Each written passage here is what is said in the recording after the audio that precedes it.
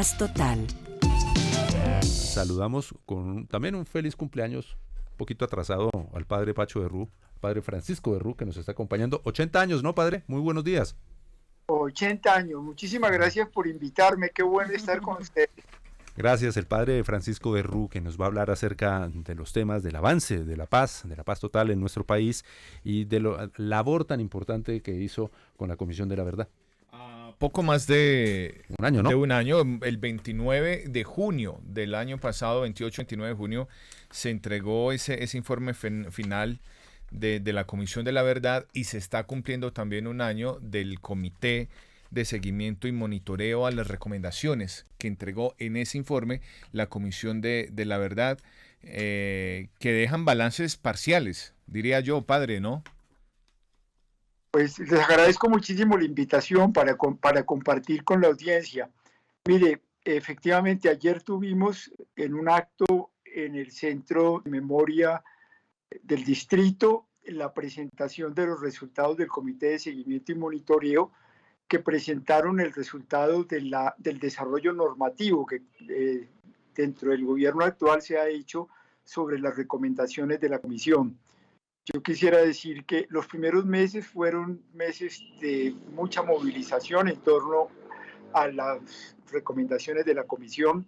Posteriormente las cosas bajaron un poco a nivel nacional, pero fuimos recibidos, quiero decirles, y con una enorme aprobación por el Consejo de Seguridad de Naciones Unidas, por el Departamento de Estado de los Estados Unidos, por el Parlamento Europeo, por París y Madrid. París, la alcaldía de Madrid le dio un interesantísimo reconocimiento a ese esfuerzo de la Comisión, y luego más de 3.000 organizaciones han estado trabajando en todo el país para poner en marcha, para hacer pedagogía, para apoyar el que las recomendaciones de la Comisión estén vigentes, tal como el gobierno los quiso, como el presidente Petro lo quiso.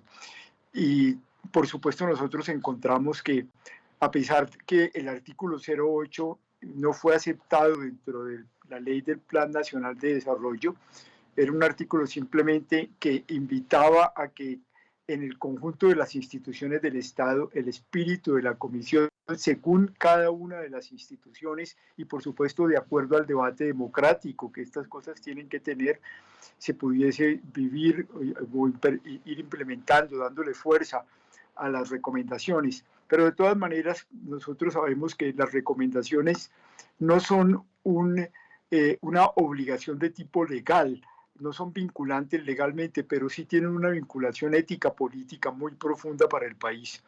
Las recomendaciones están montadas, salen de esas 9.000 páginas de escuchar a las víctimas, porque lo grande de este acuerdo es que por primera vez se hace un acuerdo, y esto es de nivel internacional. Siempre al terminar un conflicto, las partes que estuvieron en el conflicto hacen un relato, y la parte que ganó hace la parte fundamental del relato. Pero esto es muy distinto. Aquí el relato por primera vez lo hacen las víctimas de todos los lados, la sociedad civil de todos los lados que sufrió el impacto del conflicto armado y de la guerra. Eso hace una cosa muy distinta. Esto no es el relato de la FARC, ni el relato del Estado colombiano, es el relato de la gente.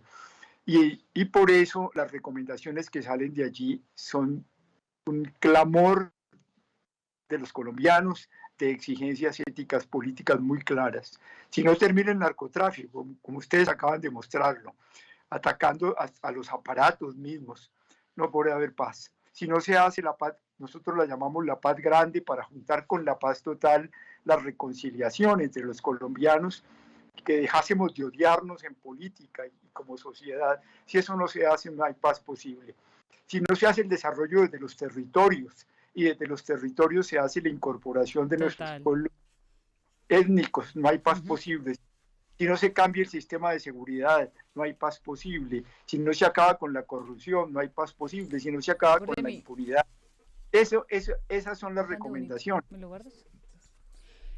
Padre, quiero preguntarle ahora por esas recomendaciones, justamente, son 14 recomendaciones, lo que representa más o menos un 20,89% del total de recomendaciones. Sabemos que igual unas quedaron por fuera, pero ¿cuáles son en términos generales esas recomendaciones que se generaron?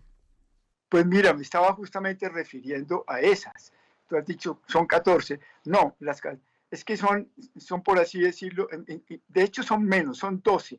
Esas son realmente las grandes dinámicas, quiero ser muy claro, que la comisión dice, mire, si esto no se para, si esto no se lo toma muy en serio, no va a haber paz en el país. Y se empieza, la primera que se dice es, por supuesto, cumplir el acuerdo de La Habana y hacer la paz con todos los otros grupos, que es la paz total. Si eso no se hace, olvidémonos. Y en eso es muy clara la comisión. Ahora, ya las otras cosas que son 67 en total, es porque la comisión trata de poner ejemplos de cómo se puede desarrollar eso en la práctica. Pero esos desarrollos realmente lo que son propuestas para ser discutidas democráticamente. La comisión no puede, eso no puede ser ley, no puede ser un plan, no es vinculante. Por ejemplo, voy a poner un ejemplo. Nosotros decimos que se cambie la forma como que se está haciendo la guerra contra el narcotráfico. La guerra no sirve para nada contra el narcotráfico. Hay que proteger y darle un desarrollo nuevo al campesinado que se vio atrapado para poder sobrevivir en la coca. Y más bien hay que atacar a los grandes aparatos con un sistema de información muy serio. Por ejemplo, dijimos, y creo que el gobierno estaba avanzando en eso, dijimos, nosotros pensamos que la paz hay que subirla a gran escala y por eso propusimos un ministro de paz que se pudiera sentar al lado del ministro de Hacienda y de la ministra de Educación y el ministro de Justicia con la misma altura de la paz. Posiblemente el presidente quiso tomar la paz él en sus manos y por eso prefirió que no hubiera un ministro, pero nos parece que la paz es una cosa fundamental y requiere estar realmente en la mesa de gobierno del presidente. Y así sucesivamente, nosotros pedimos cambios en el sistema de seguridad y vemos que el gobierno ha avanzado cuando nombra a un ministro de defensa que corresponde a estas luchas profundas del país por los derechos humanos. En fin, es el tipo de cosas que la comisión plantea en esos, yo diría, son las grandes cosas que si el país no cambia, y claro que se tienen que discutir en el escenario de la democracia, que es el Congreso, y tiene que la sociedad civil organizada en sus distintas organizaciones plantearlo. Si esas cosas no cambian, es imposible que podamos salir al otro lado.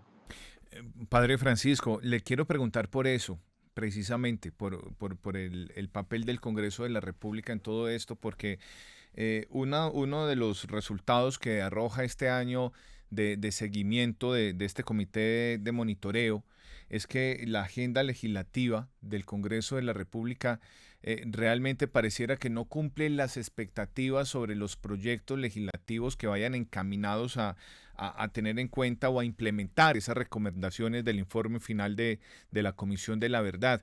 ¿Le llama la atención, por decirlo menos, que esa agenda legislativa todavía no abarque lo que se esperaba y que de allí salgan realmente proyectos de ley y futuras leyes que pongan en términos prácticos y tangibles las recomendaciones que ustedes hicieron después de tantos años de investigación?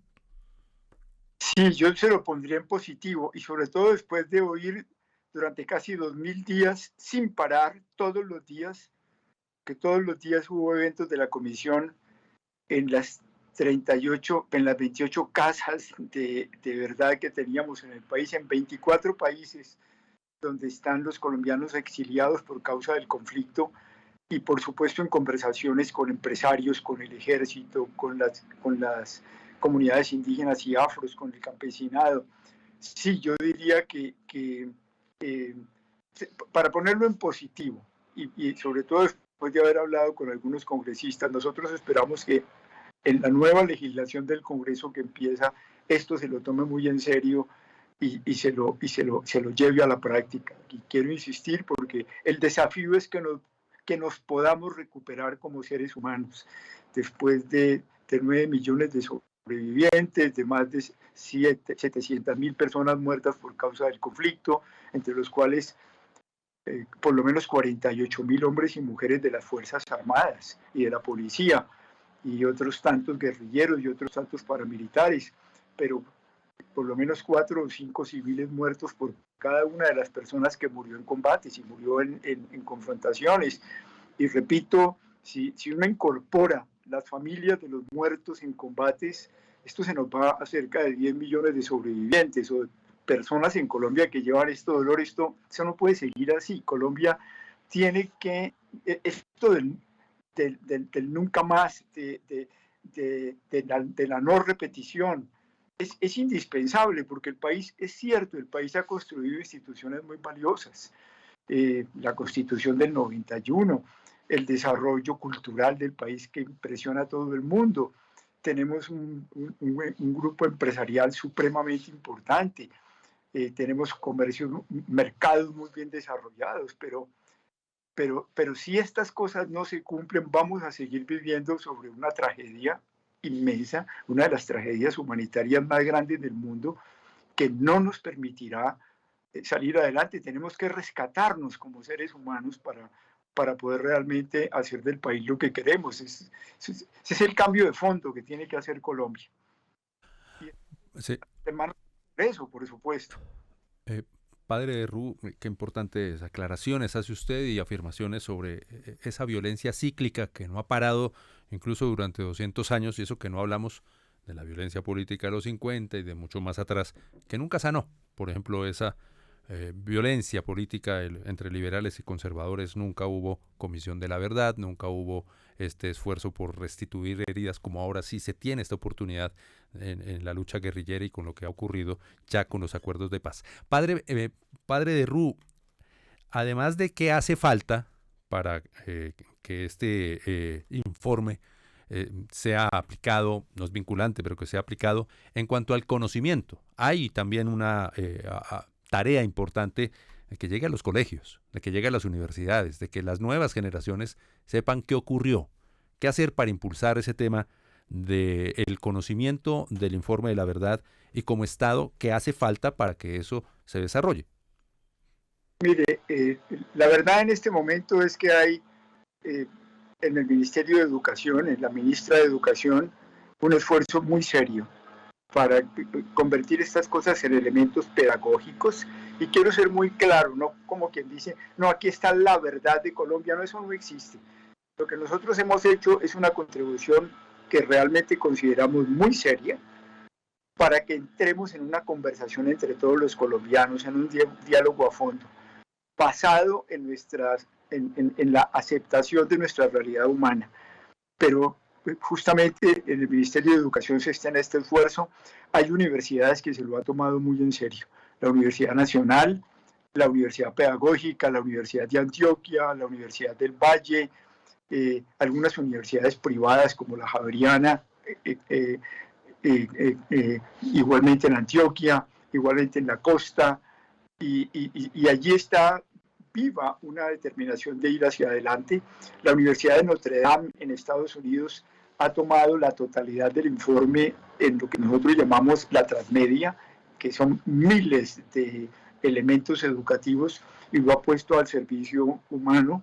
Cualquier persona en el mundo hoy en día sobre los materiales de la comisión puede hacer una tesis de grado si quiere, una clase, e igualmente el centro, el Archivo Nacional está en lo mismo. Estamos montando un museo activo en el Centro de Memoria del Distrito de Bogotá, y también hemos entregado los documentos al Centro de Memoria Histórica. Es decir, hay y más de 3.000 organizaciones aliadas están en el asunto, en esto de la pedagogía. También sabemos que la Policía Nacional y en el Ejército Nacional hay personas encargadas de hacer pedagogía con la comisión, con los elementos de la comisión. Es decir, esto está andando y esperamos que siga cogiendo fuerza. Ustedes tienen toda la razón, esto es un asunto de pedagogía, es una de las recomendaciones, es un asunto de cambio de conciencia, y es un asunto de formación ética. Es lo primero. Sí, sin duda. Que el país conozca, es que fíjense que el informe final de la Comisión de la Verdad, que ya lo estaba diciendo el padre Francisco, son miles de horas de testimonios, miles de horas de entrevistas, cualquier cantidad de documentos recogidos en varios capítulos. Hay un solo capítulo dedicado, por ejemplo, a testimonios. Hay un capítulo dedicado a recomendaciones. Hay un capítulo que hace un recuento histórico del conflicto. Eso debería ir a los colegios, eso debería ir a las escuelas. Cátedra. Eso para que nuestras nuevas generaciones conozcan de dónde venimos. Mire, es tan sencillo y conozcan como la verdad. quien no conoce la historia está condenado a repetirla. Sí, el dicho que es más que cierto, pero y quien olvida esa parte de la historia, pues va a seguir cometiendo los mismos errores. Sin duda. Mire, señor. Padre, le quería plantear lo siguiente, además porque me gusta la manera que usted lo planteó también ahorita, y es pensar en positivo. Y con esto me refiero a que realmente han sucedido cosas en el Congreso que, si bien no han ido al ritmo que tal vez en principio se esperaban, sí han surgido allí en el Congreso unos proyectos bien interesantes que seguramente mucha gente desconoce y que tuvieron como origen las recomendaciones de la Comisión de la Verdad. Por ejemplo, la jurisdicción agraria, de la que tanto hemos hablado y que partió de ahí, fue una recomendación de la Comisión, o la creación del Ministerio de la Igualdad. Es decir, padre, que hay elementos claves que sí lograron sacarse adelante, como esa jurisdicción agraria, por ejemplo, que terminó siendo casi ya al final del periodo legislativo anterior todo un logro. ¿Cómo no? Y también en eso nos pareció importantísimo el papel de sujeto que se le da al campesinado. Por supuesto que sí. Justamente ayer en la presentación que hizo el Comité de Monitoreo y Seguimiento se fijó en esas cosas positivas que se encuentran en lo que ha hecho el Congreso. También presentó los vacíos, pero fue muy claro en presentar las cosas que son avances positivos, como usted se acaba de referir. Y nosotros somos optimistas. Yo creo que el país optó por un cambio. El país, cuando llegó a la primera vuelta de las elecciones de presidencia de la República, fue sorprendente porque se separó, si usted quiere, el mundo de derecha y el mundo de izquierda se separaron de los candidatos tradicionales y de los partidos, y ambos votos fueron por un cambio. Rodolfo Hernández decía: el cambio es acabar con la corrupción, y Petro decía: el cambio es hacer la paz total. El país votó por ellos dos, que eran por el cambio. La gente decía: aquí hay cosas muy profundas que hay que cambiar.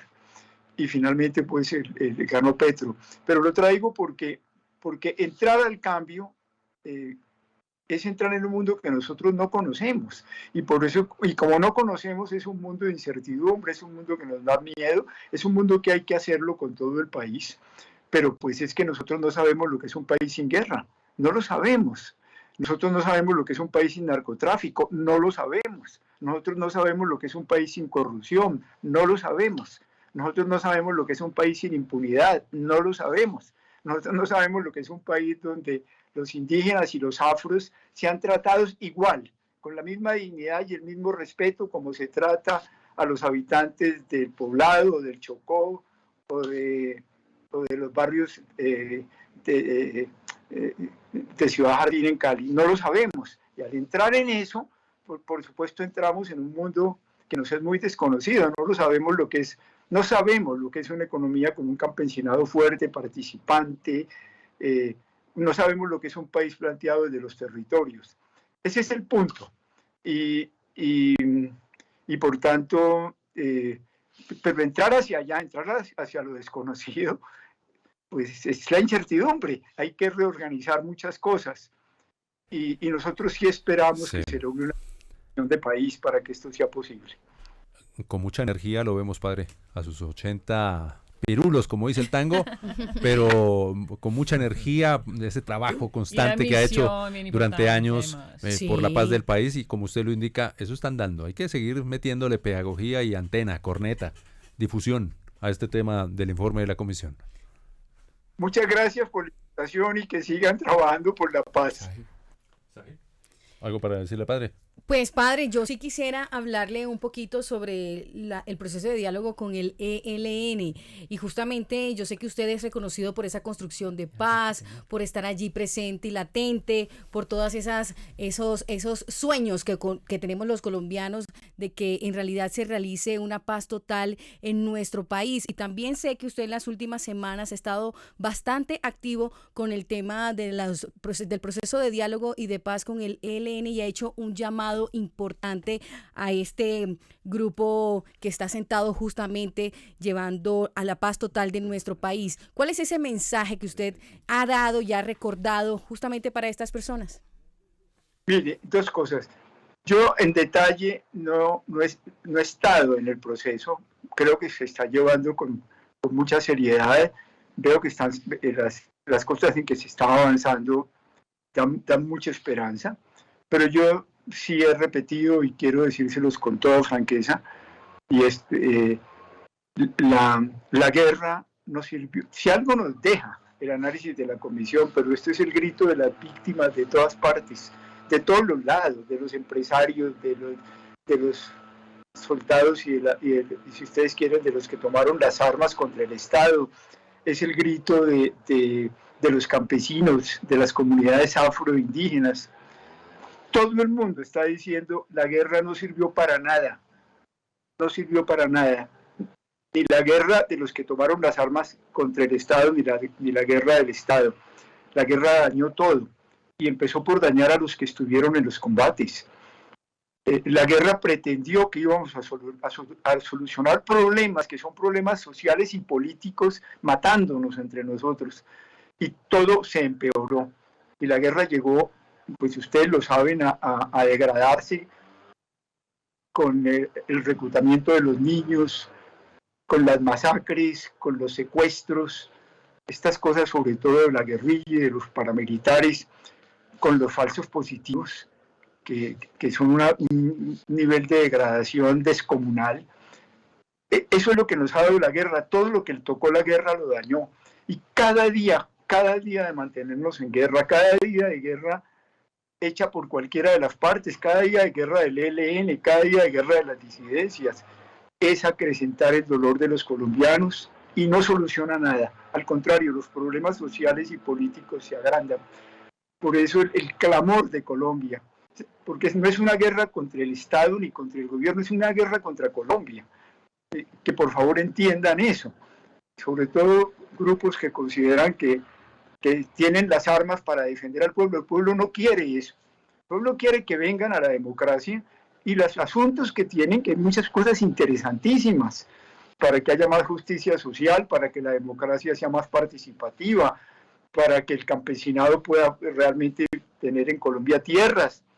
Vengan y discutan eso en democracia, para que los problemas se puedan arreglar. Pero eso es un sentimiento muy hondo y es una cosa muy profunda en la Comisión de la Verdad. Esa sí que es una verdad de peso. Una verdad de peso, padre Francisco Berrú. Gracias por estar con nosotros en Colombia Hoy Radio para construir, porque todo por construir aún en nuestro país. Gracias, padre. Un gran abrazo. Muchas gracias. El padre Francisco Berrú entregando sus impresiones sobre el informe, ya un año de la entrega un año. de la Comisión de la Verdad. Eso fue el 29 de junio que se entregó el año pasado. 2022. El 2022 se entregó ese documento y me quedo con algo que decía el padre Berrú al comienzo. Si bien esto no tiene un carácter jurídico vinculante, es decir, nada de lo que está ahí es obligación llevarlo a la práctica, nada.